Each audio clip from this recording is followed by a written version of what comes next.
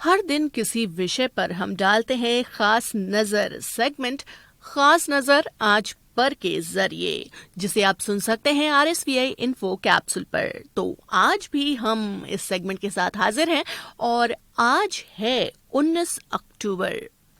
तो 19 अक्टूबर को 1970 में भारत में निर्मित पहला MiG-21 विमान भारतीय वायुसेना में शामिल किया गया था। जी हां, आज से 51 साल पहले इंडियन एयरफोर्स में शामिल हुआ था भारत में बना पहला MiG-21 विमान। लड़ाकू जेट विमान MiG-21 को आज भले ही उड़ता ताबूत कहा जाता हो, ये इंडियन एयरफोर्स के लिए करिश्माई योद्धा से बढ़कर रहा है।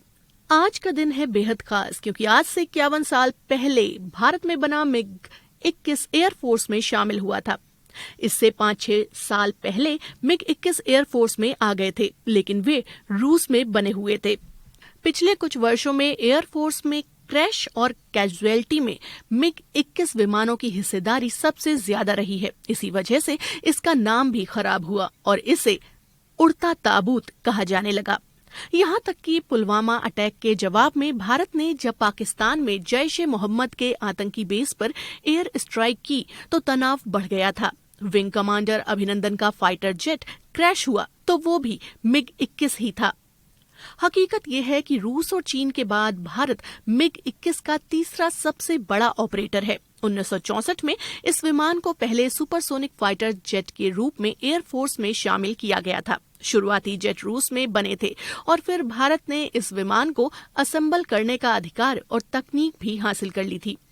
तब से अब तक MiG-21 ने 1971 के भारत-पाक युद्ध, 1999 के कारगिल युद्ध समेत कई मौकों पर अहम भूमिका निभाई है।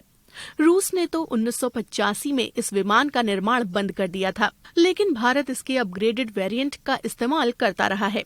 सितंबर 2018 तक एयरफोर्स के पास तकरीबन 120 MiG-21 विमान थे। इन्हें 2021-22 तक सेवा से बाहर करना है। पर्याप्त संख्या में राफेल के साथ ही तेजस को एयरफोर्स में लाने के बाद ही MiG-21 को रिटायर किया जा सकेगा।